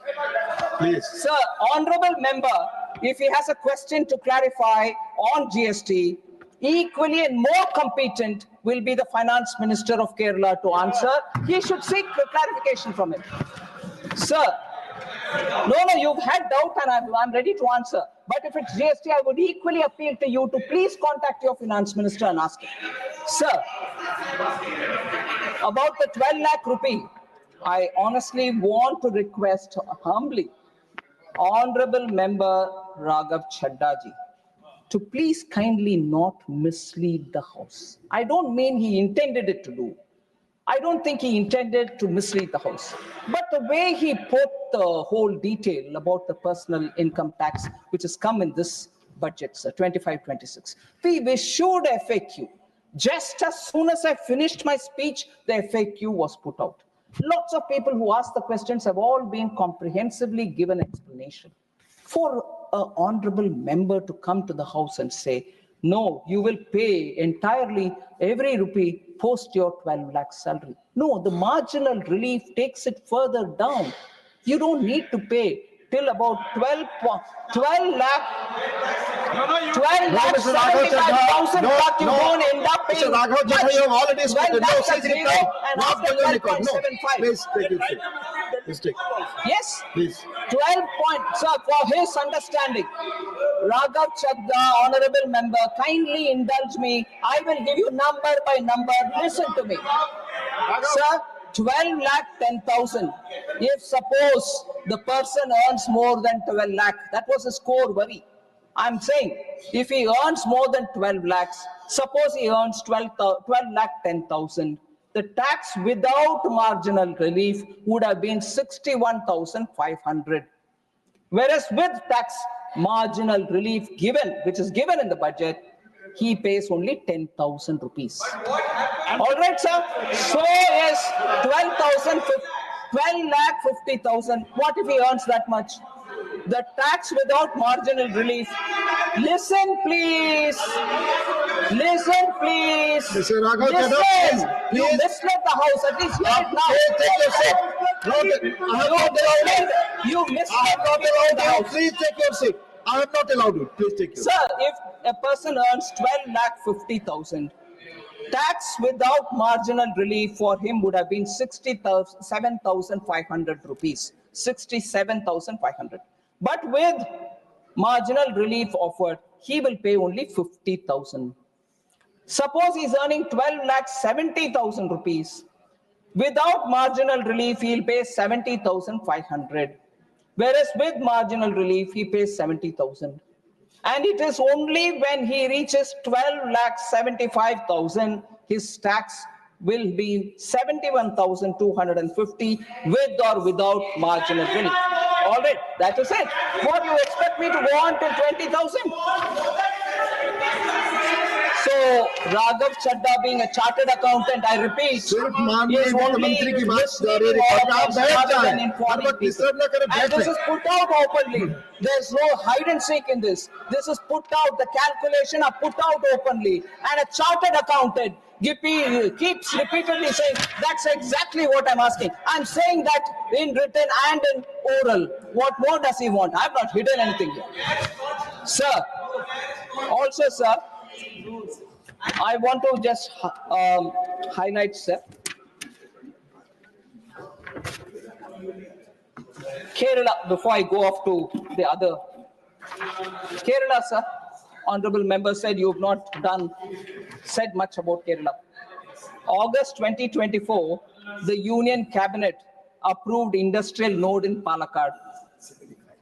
Kerala, Kannur Airport operationalized under RCS Udan scheme. Site clearance granted for construction of Greenfield Airport at Kottayam. Please, आप बैठे 1,300 kilometers of national highway constructed in Kerala in 2014. Since 2014, 1,126 kilometers of national highway corridors being developed under Bharatmala Pariyojana in Kerala. Sir, I will continue, but the problem is they will say you have not said anything about Kerala. The moment I start reading the list, then they'll shout me down. Is this fair, sir? Metro, India's Sir, first Pandey, water metro inaugurated by Prime Minister Modi Pandey. in April 2023. Kochi Metro inaugurated by Prime Minister Modi in 2017. 25-kilometer metro rail operationalized since 2014.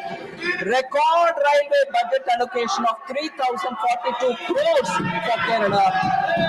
125 kilometers of new tracks constructed in Kerala since 2014. 2 Vande Bharat trains started. 35 railway stations being redeveloped. Social infrastructure, sir. 1.6 lakh houses built under PM Awas. 2.5 lakh household toilets constructed under Swachh Bharat Mission. 21 lakh tap water connections provided under Jal Jeevan Mission. 82 lakh Ayushman cards provided. 1,500 Jan Aushadhi Kendras operationalized. 66 lakh Jan Dhan accounts opened. 1.6 crore Mudra accounts sanctioned. That's for Kerala.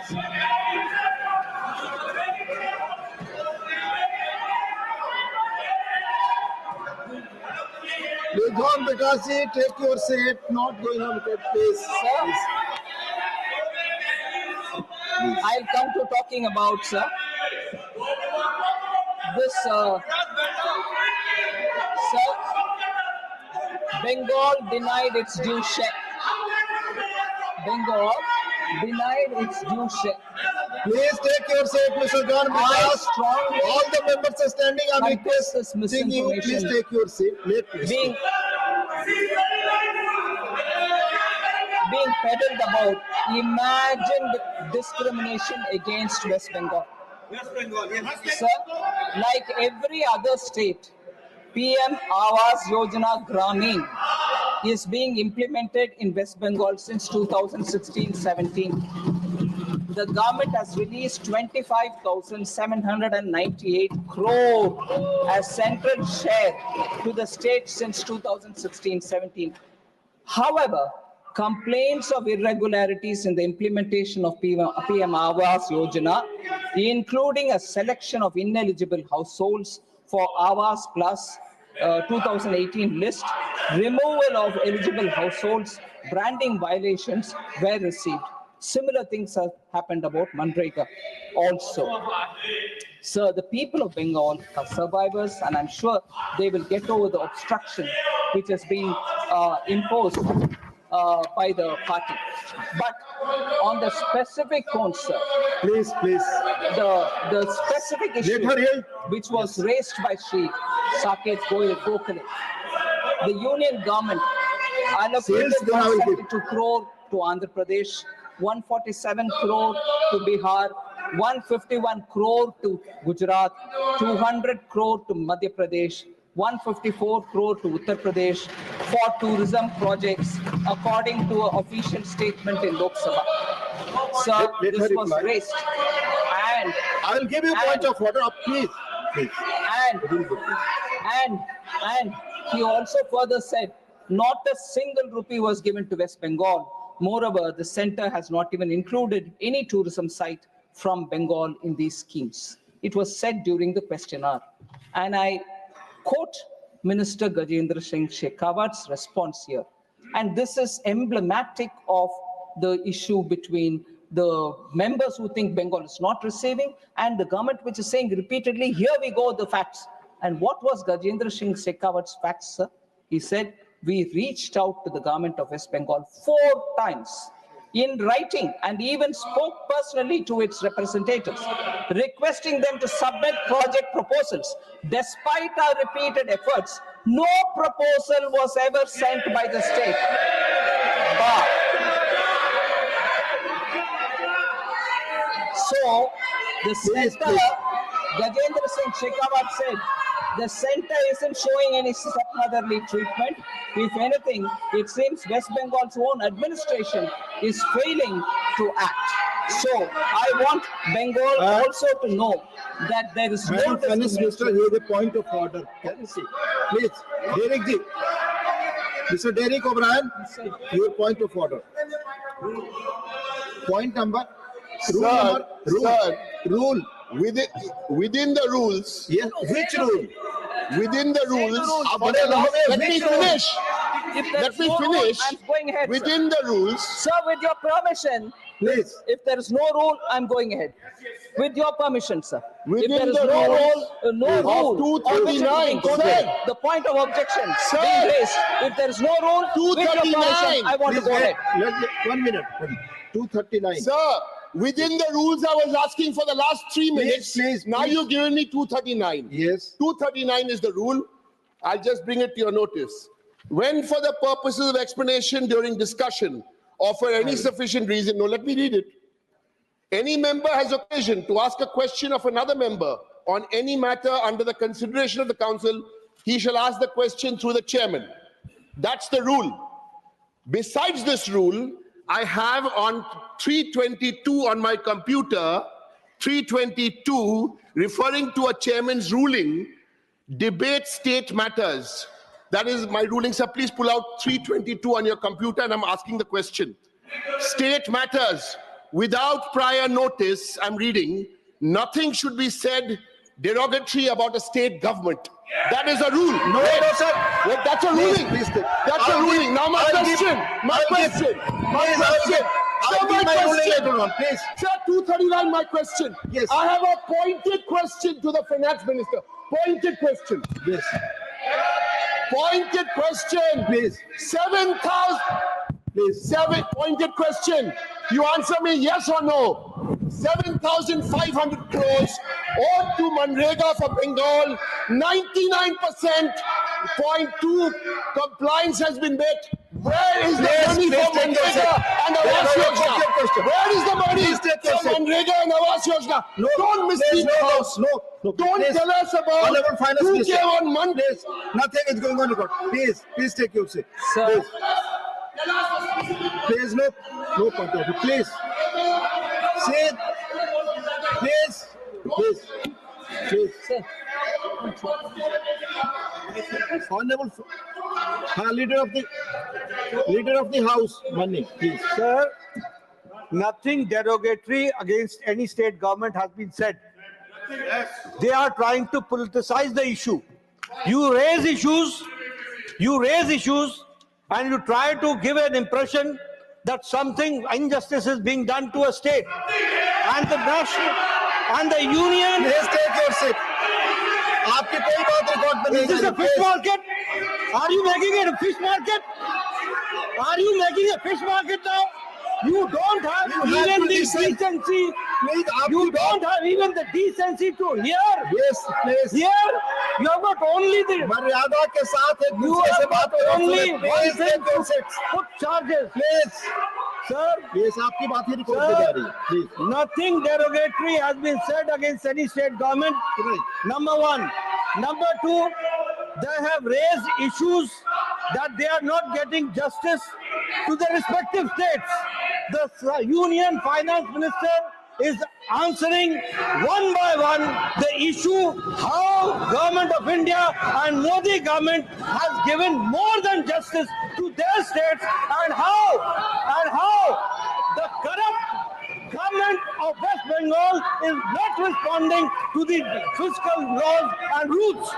That is what she's trying to say. And now, Mr. Chairman, sir, I would like to request you that there should not be any point of order and let the Union Finance Minister give the answer incomplete. Please.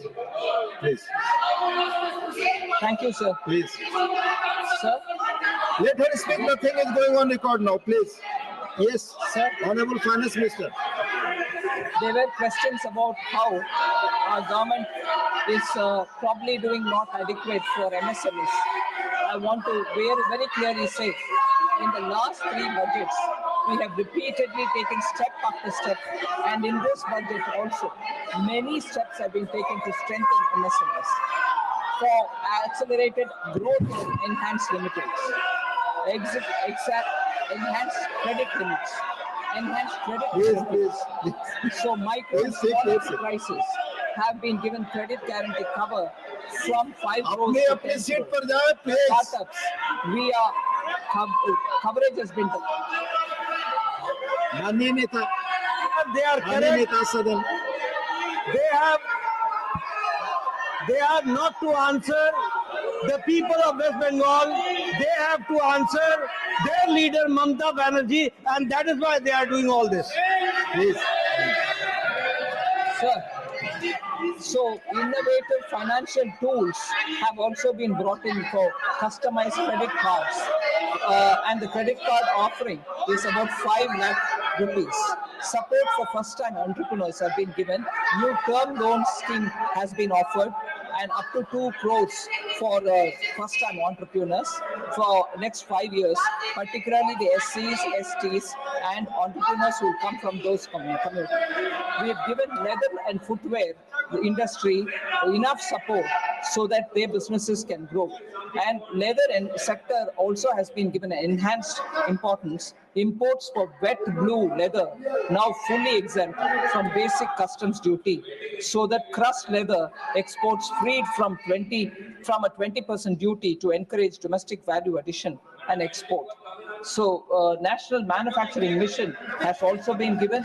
EV and mobile production is also being encouraged. The import of several of the critical minerals have also been enabled.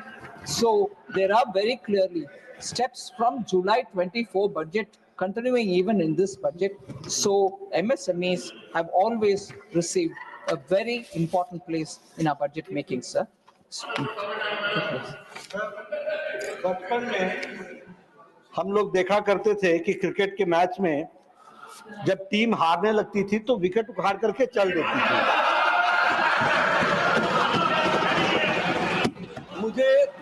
मुझे अपना बचपन याद आ गया कि इतने जिम्मेवार party जो यहाँ हम 90 स्पीकर्स को सुने, उनके एक एक बिंदुओं को ध्यान में लेकर के वित्त मंत्री महोदया तैयारी करें और उसका जवाब दें, और जवाब जब सुनने की हिम्मत ना हो तो विकेट उखाड़ करके चल दें।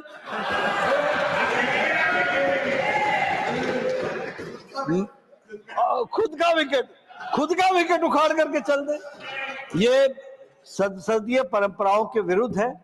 मैं चाहूंगा कि इतनी पुरानी पार्टी, वैसे वो अपने बुद्धिमत्ता के प्रदर्शन के कारण हर समय उनकी गिरावट बढ़ती जा रही है, लेकिन फिर भी हम चाहते हैं कि वो आगे बढ़ें, और बढ़ने के लिए कम से कम इतना तो ध्यान रखें और मादा रखें कि जब वित्त मंत्री पॉइंट वाइज, और सिर्फ वित्त मंत्री जवाब नहीं देती, this is the answer of the government with full responsibility, और उस रिस्पॉन्सिबिलिटी के साथ जब वो जवाब देती हैं, the opposition should also take it in that very spirit. Thank you. माननीय वित्त मंत्री। Sir, since very senior member Tiruchi Shiva has been saying, what about Tamil Nadu? I thought I'll list out whatever has been done for Tamil Nadu. So, with due respect, huh? You want me to sit down? Yes, Tiruchi, first you have to take permission, my permission, sir. Please, yes, please Sir, take your question. Tamil Nadu government has asked for two very important metro projects, Madurai and Coimbatore. Nothing has been said. And so also the due for Manarega and SSA is still pending with the union government, has not yet been given. So also the PMEAO, you said the state government has spent all its due, but the union government has not given what it has to be. Thank you. So at least say something Thank about you. these two very important metro projects. Thank you. Thank you, Honorable Finance Minister. Sir, Please. I wanted to start with something, sir, but I will reserve it for the end. Tamil Nadu, sir. Chennai Metro Rail Project Phase 2 was approved by the Central Sector Project, 63,246 crore, of which 65% will be financed by the central government.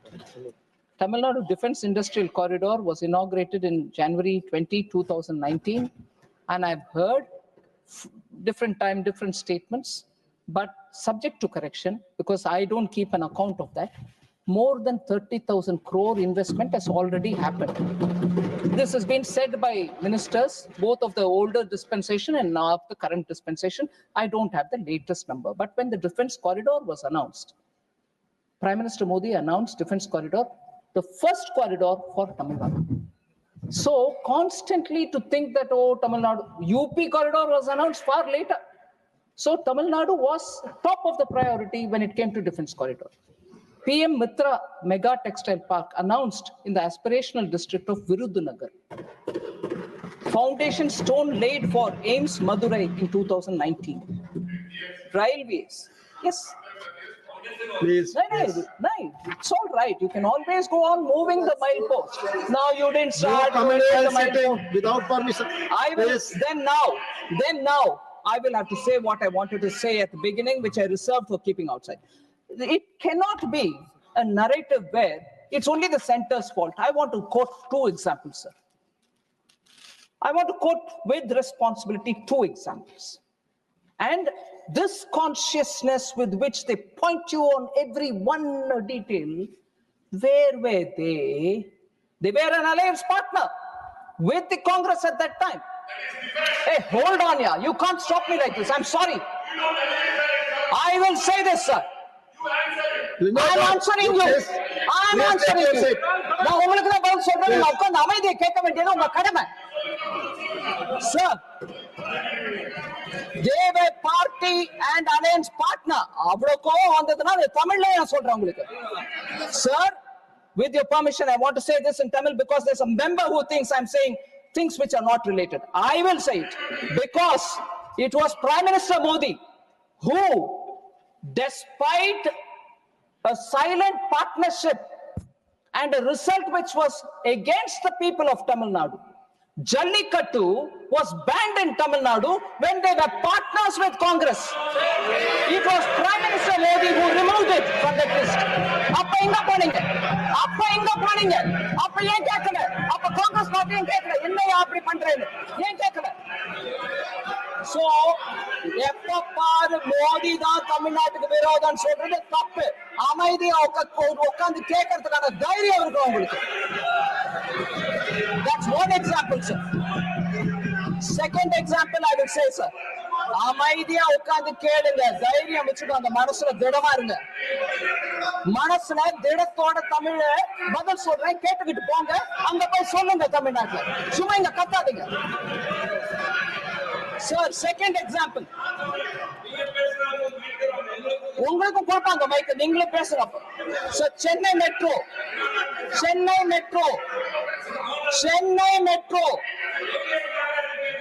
இல்ல நீங்க Chennai metro பத்தி பேசுறீங்க இல்ல, நான் உங்களுக்கு metro பத்தி சொல்றேன். Metro பத்தி பேசுனீங்க, நான் மெட்ரோ பத்தி சொல்றேன். பின்ன அவரு எழுத கத்தலாமா அப்படி? நான் சொல்லக்கூடாது, நீங்க என்ன வேணா எனக்கு எகென்ஸ்ட் பேசுவீங்களா? நான் பேசுவேன், அதிகாரத்தோடு பேசுறேன், அவர்கிட்ட அனுமதி கேட்டு பேசுறேன். அவங்க கிட்ட நான் அனுமதி கேட்டு பேசுறேன். You can't tell me that I can't say. மரியாதை இல்லாம அப்படி சொல்லிட்டாங்கன்னா மெம்பருக்கு நான் சொல்லவா இல்லையா? அதுவும் ஒரு தமிழ் புரியுதோ இல்லையோ? இல்லைங்க சிவா, நீங்க 2 முறை இன்னைக்கு காலையில இருந்து நான் பாக்குறேன், நீங்க நியாயத்தை பேசுறது இல்ல சிவா. நான் சாரி, உங்களுக்கு மன்னிப்போட சொல்றேன். நீங்க தயவு பண்ணி சிவா கிட்ட பேசுங்க.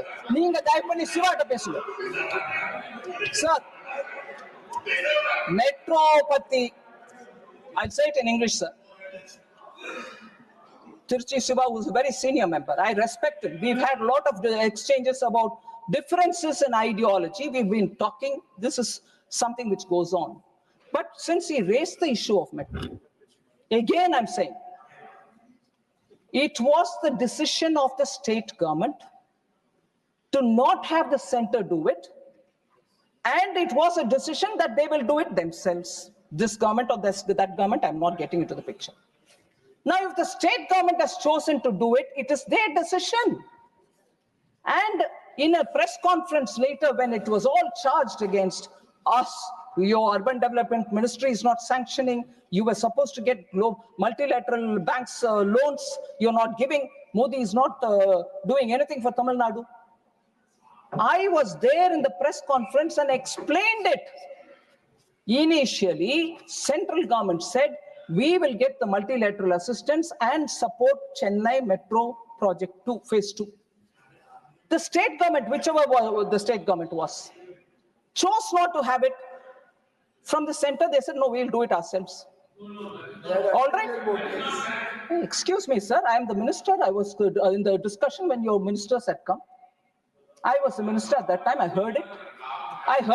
Honorable Member Wilson, please go check it up with your own government. Mr. Wilson. No. I'm sorry. I've said this even in a press conference in Tamil Nadu. I'm saying it in English in Rajya Sabha. That decision of the state government, we honored and left it and said, whenever you want to think about it, come back. If you want, I'll get the multilateral loan. Then, last year, Prime Minister Modi said, we'll do that for them. Because Honorable Chief Minister from Tamil Nadu had come, met up with the Prime Minister and said, we would want you to take it. And Prime Minister conceded.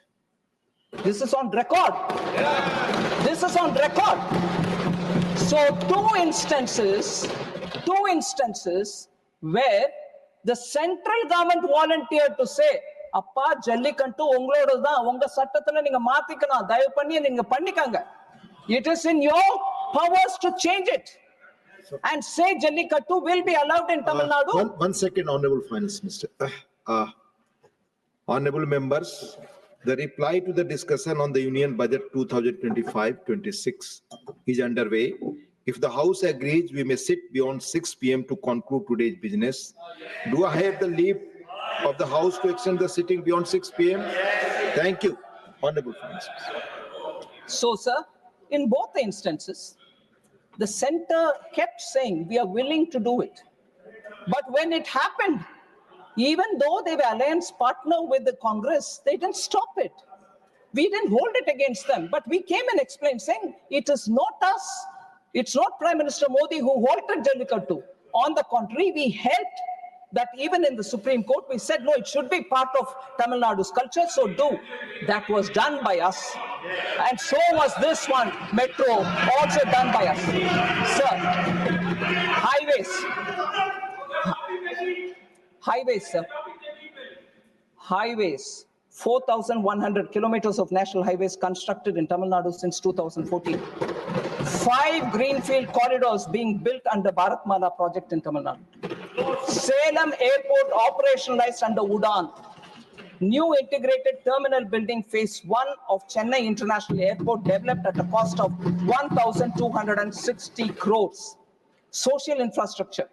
Over 12 lakh house built under PM Awas. Nearly 59 lakh households. Toilets constructed under Swachh Bharat mission.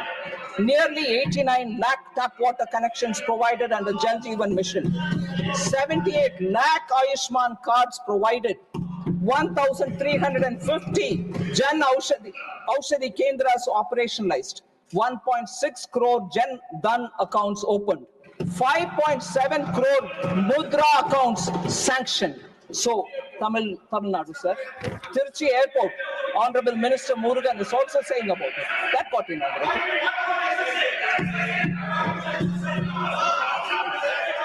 Please take your seat. Honorable Finance Minister, please continue.